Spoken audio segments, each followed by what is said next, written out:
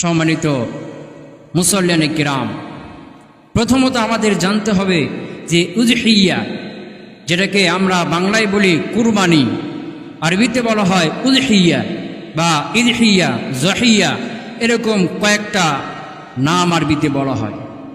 এই কুরবানিটা কি জিনিস, কুরবানি কাকে বলে, এর পরিচয়টা কি আগে আমাদেরকে জানতে হবে।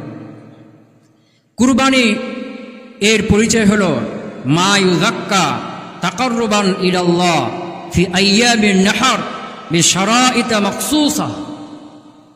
কুরবানি হলো যেটাকে জবাই করা হবে আল্লাহর নৈকট্য লাভের জন্য কুরবানির দিনে বিশেষ শর্ত সাপেক্ষে, এটা হলো কুরবানি।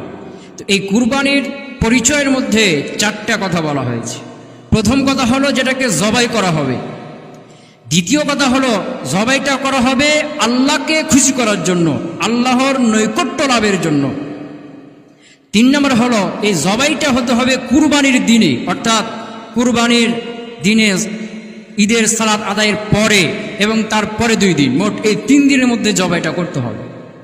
তবে কুরবানির দিন, ঈদুল আজহার দিন যেটা, সেই দিনে জবাই করাটাই বেশি ভালো। তবে কোনো ক্ষেত্রে তার পরের দিন এবং তারপরের দিন, এই 2 দিন, যে মোট 3 দিনে জবাই করা যায়। 4 নম্বরে হলো যে কুরবানি করার জন্য কিছু শর্ত আছে, মানে কোন কোন পশু কুরবানি চলবে না, সেই শর্তগুলো মেনে কুরবানি করতে হবে।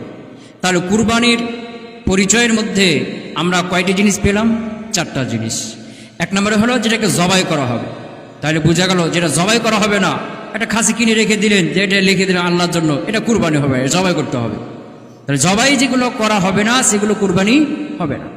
2 নম্বর হলো জবাইটা হতে হবে আল্লাহকে খুশি করার জন্য। এই জবাইটা যদি আপনি গোস্ত খাওয়ার জন্য করে থাকেন, মানুষকে দেখানোর জন্য করে থাকেন, আপনার বিয়ের বাড়ি গোস্ত পাঠাবেন এই জন্য করে থাকেন, বা আপনার বিয়ে সাহেব নতুন বিয়ে হয়েছে কি বলবে এই জন্য করে থাকেন, তাহলে এটা কুরবানি হবে না। এই কুরবানিটা, জবাইটা করতে হবে আল্লাহকে খুশি করার জন্য, আল্লাহ করতে বলেছেন তাই করছি।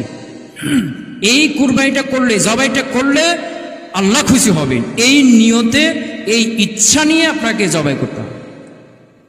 এবং 3 নম্বর হলো এই জবাইটা হতে হবে আইয়ামুন নাহার, অর্থাৎ কুরবানি করার যে নির্দিষ্ট দিন রয়েছে সেই দিনে, এর বাইরে হলে হবে না। ঈদের সালাতের আগে যদি কুরবানি করে ফেলেন, এই কুরবানি হবে না। বা তারপরের দিন বাদ দিয়ে তারপরের দিন, ঈদের 3 দিন 4 দিন পরে যদি এটাকে জবাই করেন, এটাও কুরবানি হবে না। বা ঈদের আগের দিন, ঈদের সালাতের আগে বা ঈদের আগের দিন, তার 1-2 দিন আগে যদি জবাই করেন, কুরবানি করেন, এটাও কুরবানি হবে না।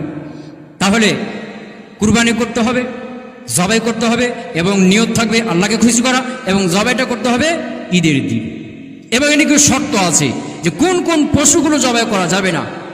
4 ধরনের পশু জবাই করা যাবে না, কুরবানি দেওয়া যাবে না, যেটা হাদিসে স্পষ্টভাবে এসেছে।